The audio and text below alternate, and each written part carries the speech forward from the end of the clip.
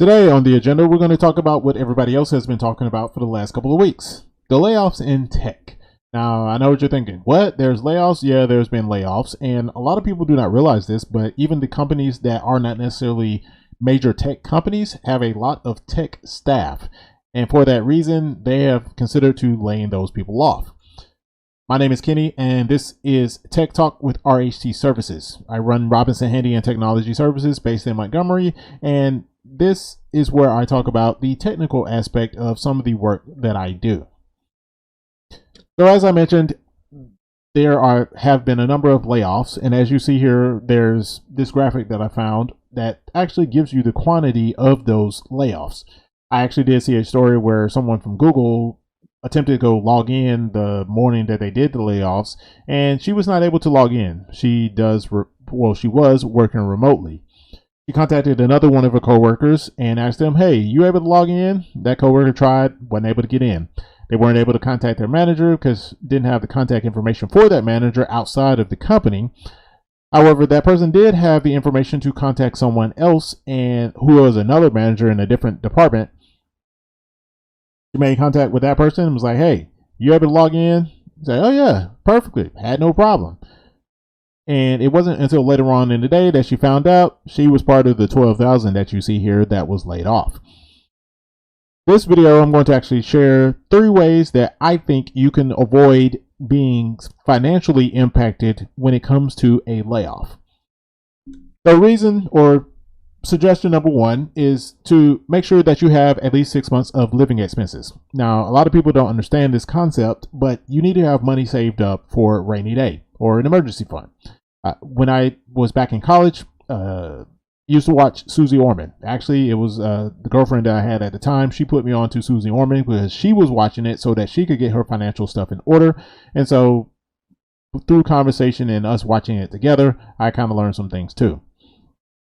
Now, one thing I learned from Susie Orman was that you need to have at least 6 months of living expenses saved up. And the reason being is at that time, the housing crisis of 2008 had just happened, or we were going through it at that point, because this is around 2009, 2010, when was watching Susie Orman. And Susie Orman preached about you need at least 6 months of living expenses. Main reason because in a normal economy, it takes about 2 to 3 months to get a job. And then you have to recover financially from not having a job. So that would take another 2 to 3 months. Thus, you need to have 6 months. And in a worsening economy, you may need even a year's worth of living expenses saved up instead of 6 months. But that's one practice that I have, since learning that, have applied. Now, I know Dave Ramsey and some of the other financial experts have different advice, but that's the advice that I stuck with, and that's the advice that I continue to follow to this day. The second talking point that I have is that you need to not have all of your eggs in one basket. And eggs, I mean financial eggs. What does that mean? That means you need to have money coming in from multiple different ways. An example of this is Steve Harvey. If you ever paid attention to Steve Harvey in the last 10 to 15 years, you notice that he has movies, he has books, he has his comedy shows, he has TV, he has radio, and actually at one point he had 2 TV shows. He had his own talk show in addition to hosting Family Feud. Somebody asked him about that, and he explained it one day, I believe on his radio show. He explained that when he was growing up, he and his family had to do without sometimes. And he wanted to get to a point where he never had to do without. If you hear about the stories that Steve told when he was early on, that he actually slept in his car for a while, doing these comedy shows at the various comedy clubs that he was going to, but he was sleeping in his car once the show was over. He never wanted to get back to that place ever again. And so one thing that he learned was that if you have multiple streams of income coming in, if one stream of income has something happen to it, it just ends, that you still have these other streams of income that can support you. One example of that would be his TV show. If I'm not mistaken, his TV show has gone off air. But he still has Family Feud. He still has the radio show. He still has the clothing line, and he still has the books. Not to mention the royalties off of the reruns of the Steve Harvey Show from back in the 90s and all those movies and stuff like that nature that he's done over the years. That being said, you should have multiple income streams. I have multiple income streams. Now, what those income streams look like, they will vary from person to person. But for me, I have my primary job, but then I also run Robinson Handy and Technology Services, which is a business that I do talks like this in addition to doing home improvement type of work. And all of that is under one business entity, but it nonetheless does exist. So that brings in additional income. And if need be, I could take that income, that business and do it full time. But because I have a full-time job already, I just do the business part-time. I also have investments. So I invest in the stock market. So that's an additional stream of income. Have other financial investments in other places too. But the point being is I have multiple sources of income in addition to the first point that I made about having at least 6 months of living expenses saved up. So in the worst case scenario, something happens, guess what? I'm covered. And I don't fret about that. You can sleep easier at night not worrying about, okay, if I lose my job, what am I going to do? If you have those 6 months of living expenses saved up, and if you also have additional income coming in from other sources in addition to your primary source of making money.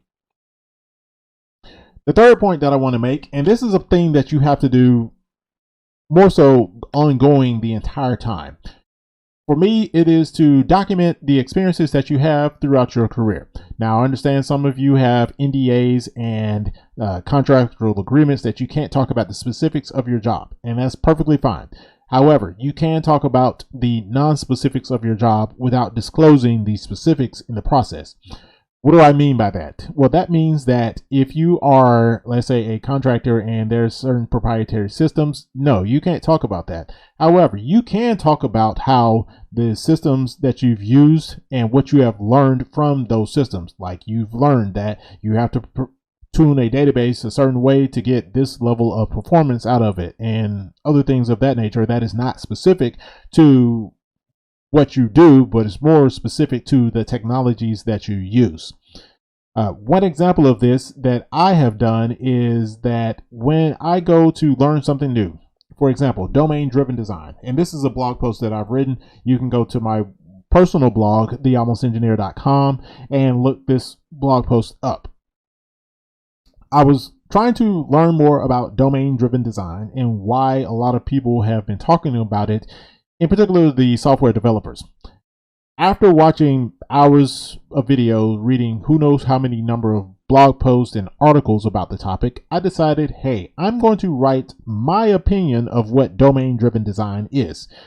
Why is this significant? Well, one, writing about what you have learned based upon whatever else, that existed already out there says that, okay, you have an understanding of what it is that you're trying to explain. And so this article or this blog post is my understanding of what domain-driven design is. And now I have like a larger picture of how an application is set up with domain-driven design, but I also break it down into the various components of domain-driven design. When you continue to do this, in addition to the documenting your portfolio or projects that you do, you end up with this body of work that you can then use to support your resume as saying, hey, I have experience in this. And yes, your resume should be able to sell you, but then expanding upon what that resume has will sell you even further. Most people put like one line on their resume for a particular talking point. Then in your LinkedIn or your blog, you should expand upon what that is. And so you could say, this right here, I saved X amount of dollars I saved 20 minutes per day by automating this task. Well, then you can write a blog post that says, this is how I saved 20 minutes a day at work, and I automated this task using these technologies. This was the problem that originated, and it bothered me in this kind of way, and so forth. So I've created an automation that does this, and I saved 20 minutes. And then other people on the team were able to do the same work that I was able to do because the actual task itself was being saved, being done by the computer instead of by a human, and you reduce the amount of errors and things like that that you would include in your blog posts. And so once you consistently do this about on a regular basis, and the regular basis could be once a week, it could be once a month, it could be once a quarter, you made that determination, but you have to be consistent with it. You could then build up a repository or documentation of your experiences. You could also do this with social media. A lot of people, if you are on LinkedIn, you should do this on LinkedIn. If you are on other platforms, you should try to do this on other platforms. But basically document the work that you do and the things that you've learned from the work that you do. Once you start doing that, over time, you will build a repository and documentation of what you've done. Once people see that, the money that you're going after with all of these jobs that are available, you won't have to chase the money. The money will chase you. I, on a regular basis, get requests to go work for somebody else. I'll be honest, majority of the time, I'm like, nah, I'm not doing that. They'll be like, well, we pay, fill in the blank. No, because the culture over there is different. And, when you look into various companies, you will see that, oh, yeah, they may pay you more, but the culture is toxic. And so you kind of like, yeah, it'd be great if I got paid more, but I don't want to be up in a toxic work environment. And so for some reasons, sometimes I decline them for that reason. Other times is because the opportunity is just not something that I want to do. It's not in my career plan. And so that's the thing that you really want to get to is once you start having these experiences documented, you will be fighting off the recruiters who are constantly going to be trying to find you on LinkedIn or whatever other platform to get you to come work for them. Now, that being said, I'm going to recap and close this thing on out. So my first talking point was about that you need, did not mean to do that. My first talking point is that you need to have at least 6 months of living expenses. My second point is that you need to have multiple streams of income. Even if you have 2 streams of income, that is great. The more the better though, because the more that you have, the less likely you will be impacted by one of those streams stopping their flow, if you will. And then the third thing is you need to have documented experience of the things that you have done. Once you do all of that, you will be resilient to these layoffs that are forthcoming now and in the future. Why is that? Because all of those things, one, will keep money coming in, right? You want to make sure you have enough money in case something does happen, but at the same time, those last two, having multiple streams and having documented experience, will make sure that you always have an opportunity that comes if an opportunity were to come your way, you could take it. And even when you don't have opportunities coming your way, you have this experience, and most recruiters will tell you that experience is valued highly more than degrees, and also is valued higher than certifications. That being said, I will wrap things up in this video. Thank you for watching. If you have any comments or questions about what you've seen here, feel free to drop those down below. I will gladly answer them as much as I can. And also, please be sure to share this video because you never know who may have already been impacted. And by sharing this video, you may be able to help them out. Thank you for watching. Please subscribe. Give me a thumbs up if you learned something new, and see you in the next video.